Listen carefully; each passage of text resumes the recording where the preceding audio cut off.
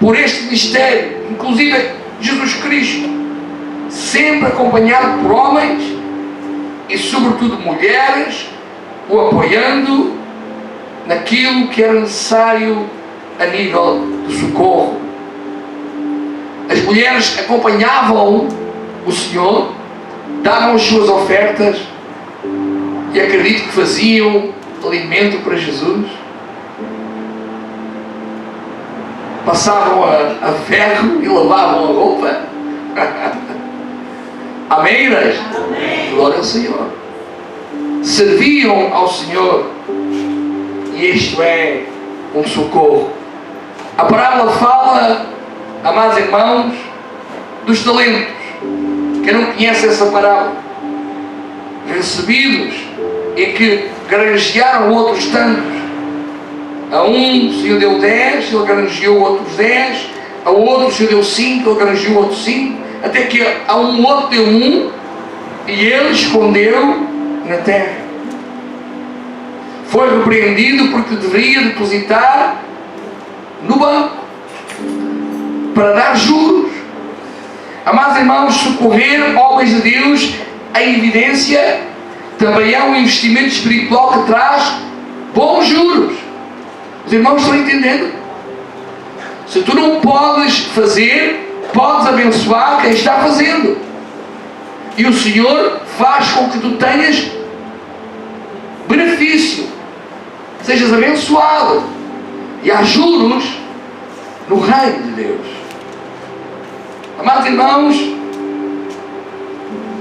Paulo falava em 1 Coríntios 9,14: assim também ordenou o Senhor aos que pregam do Evangelho que vivam do Evangelho. Amados irmãos, muitos são os pastores, o seu objetivo principal é extorquir dinheiro às suas ovelhas. Eles serão severamente punidos por Deus. Mas as ovelhas que permitem os seus pastores trabalharem até à exaustão, porque não cumprem aquilo que devem cumprir, serão punidas também perante Deus um dia. Qualquer igreja local deveria ter orgulho de que o seu pastor vivesse do Evangelho, tivesse tempo e capacidade para fazer visitas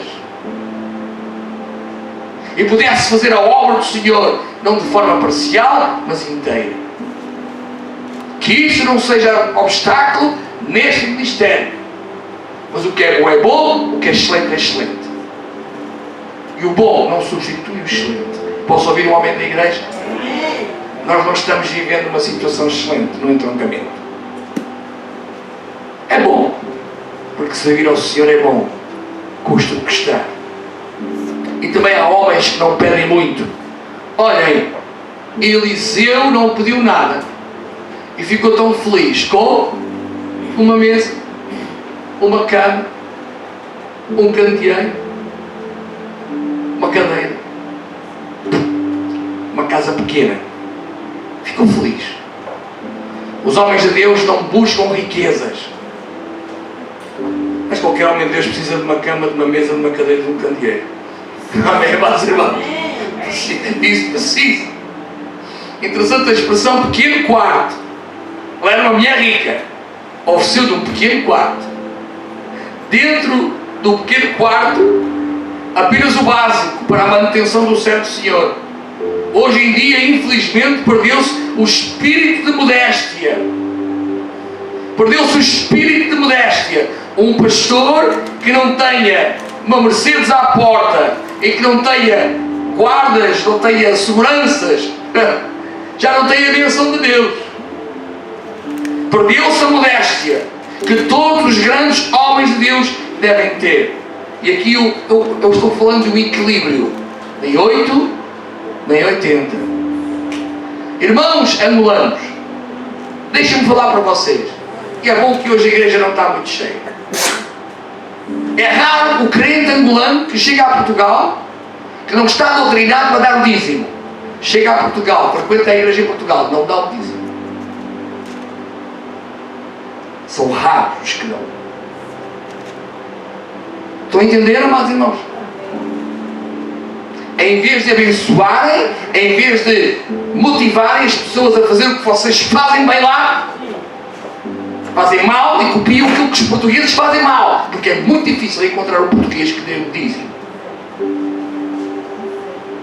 Copiar o errado é tão fácil, fazer o certo é mais difícil.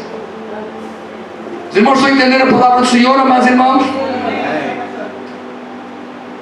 Agora o Eliseu, a meio do caminho, podia comer e também descansar. E olhem que o seu ministério foi longo. O seu ministério foi de 60 anos.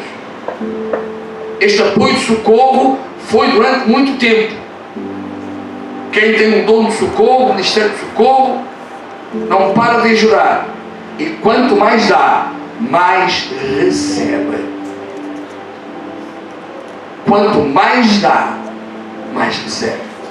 Amados irmãos, Eliseu ficou tão constrangido com tudo o que estava recebendo que quis recompensar a mulher. Perguntou-lhe: o que é que eu posso fazer por ti? É interessante que ela disse: eu não preciso de nada. Queres que fale com o rei? Queres que fale com o general?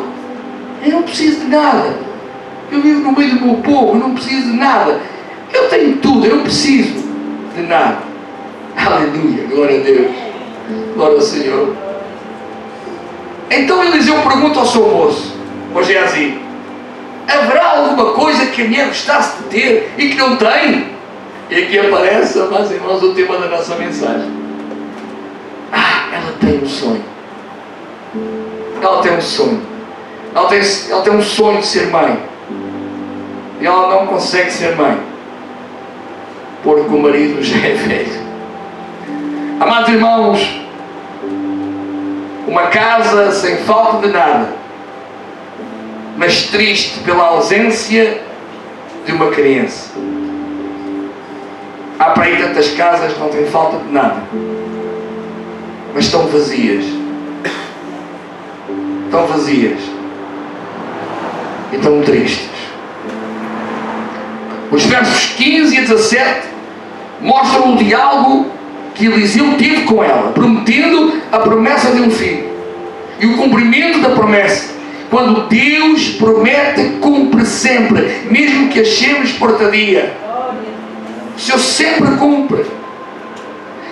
Agora eu achei interessante o versículo 16. Eu estava a ler o verso 16 e dar uma chamada de atenção à expressão da mulher na parte final do versículo, o último parágrafo: homem de Deus, não mintas à tua serva. Veio o desespero dela. Ela sabia que se tratava de um homem de Deus. O homem de Deus não mente, amém, amados irmãos? O homem de Deus não mente. Ontem tivemos no Carregado uma reunião de homens e eu falava aos homens que foram a diferença entre um homem e como é que é o brasileiro diz? Um moleque. A diferença entre um homem e um moleque não é o erro, porque o moleque falha e o homem também falha, mas o moleque encobre o seu erro e o homem dá a cara pelo seu erro. Quem confessa o seu pecado e deixa, alcança misericórdia. Amém, meus irmãos? É claro que ele não era mentiroso, mas ela estava desesperada. Era o sonho dela, um filho. Estás a prometer um filho? Não me mintas. Eu não quero ser desiludida. Isso é algo tão bom, tão bom, tão bom, tão bom, que eu não quero ser desiludida. Por favor, não me mintas. Não prometas algo que não possas cumprir. Os irmãos estão a entender, amados irmãos? Ela queria tanto um filho. Era o seu sonho. Ela não suportaria ser desiludida. Cuidado com os falsos homens de Deus, que prometem o que Deus não promete e matam a fé de tanta gente. Matam a fé de tanta gente. Em vez de pregar a palavra do Senhor, é profecias atrás de profecias. E Deus não falou. É um homem que quer chegar ao coração da pessoa. E muitas vezes, 90% das vezes, é por causa do dinheiro.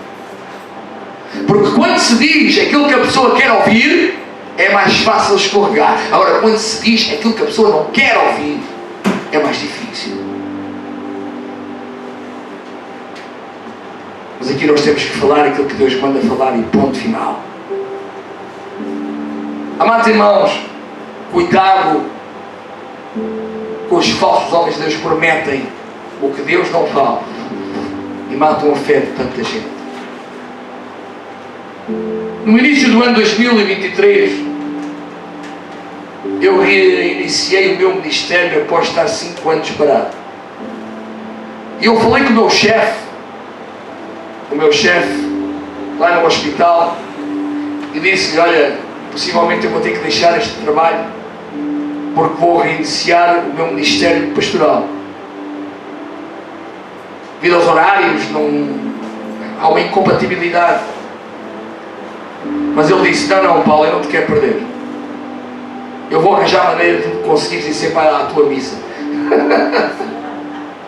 Disse ele: mostra-me lá a tua igreja. E ele esteve aqui, na altura que eu estava com o irmão Jerónimo a fazer obras. Ele esteve aqui, no início do ano 2023. Ele disse: casa bonita, vai ficar uma igreja bonita. Tá, aquilo que eu puder fazer por ti eu vou fazer, de forma que nunca falte um domingo. Amados irmãos, eu olhei para ele e senti uma compaixão, e eu orei ao Senhor e disse: o que é que este homem mais gostava de ter?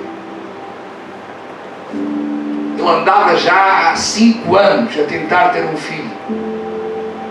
A mulher já tinha tido mais de 15 abortos. Chegava ao segundo, terceiro mês de gestação,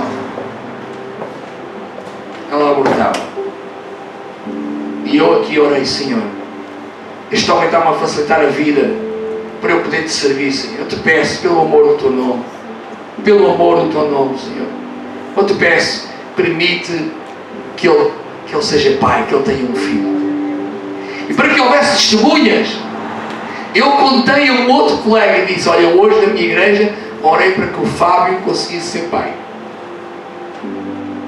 Passado 9 meses, 9 meses, ele foi pai de uma criança saudável, linda. Outro dia encontrei-o no supermercado, parecia um tontinho com a criança, um chale. Olha, ele está ele com o sonho dele. Deus honra, amados irmãos. Aleluia. A Deus toda a honra e toda a glória. Vamos ao segundo episódio, versículos 18 a 21. Diz assim a santa palavra do Senhor: e crescendo o filho, sucedeu que um dia saiu para seu pai, que estava com os segadores, e disse a seu pai: ai, a minha cabeça, a minha cabeça. Então disse a um moço: leva-o à sua mãe. E ele o tomou e o levou à sua mãe, e esteve sobre os seus joelhos até ao meio-dia e morreu. E subiu ela e deitou-se sobre a cama do homem de Deus, e fechou sobre ele a porta e saiu. Amados irmãos, este segundo episódio nos narra a dura prova de perder um filho, de ver um sonho morrer nos seus braços. Estes versos retratam um momento agonizante desta mulher. Seu filho é trazido por um empregado por ordem do pai, porque se estava a sentir mal, com dores de cabeça. Ela coloca o seu filho no colo e vê o seu filho definhando com dores durante horas, e acaba por morrer por volta do meio-dia. Amados irmãos, esta mulher sofre de uma forma indescritível, sem capacidade de ajudar. E quando o menino morre, o que é que ela faz? Ela transporta a criança morta e coloca no pequeno quarto, em cima da cama do homem de Deus. Ela era uma mulher rica, a casa dela era muito grande, ela poderia colocar o filho lá em qualquer parte da casa dela, mas ela agarrou no filho, colocou o filho ao colo e levou o filho no quarto pequeno que ela deu ao homem de Deus e o colocou em cima da cama onde o homem de Deus dormia. Amém, igreja? É tão bom termos argumentos para falar com Deus. É tão bom termos argumentos para falar com Deus. Aleluia. Glória a Jesus. Glória a Jesus. Ela rapidamente toma atitudes certas, apesar da dor. E, amados irmãos, em momentos de extrema dor, temos que continuar a reagir em nome de Jesus. O diabo quer que a dor te paralise, mas a dor não te pode paralisar. A dor não te pode paralisar. Não podes atirar a toalha branca para o chão por causa da dor. Que a dor te desperte num verdadeiro relacionamento com Deus. Aleluia. Colocar o filho morto na cama do homem de Deus foi intencional. Estava colocando o filho no sítio certo, no caminho do milagre. Oh, glória a Deus!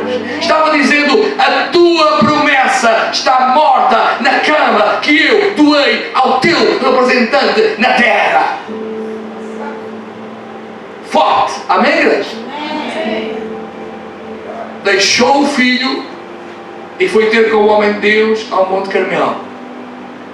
Ela sabia que era a atitude certa. Apesar da dor, esta mulher estava sendo sábia.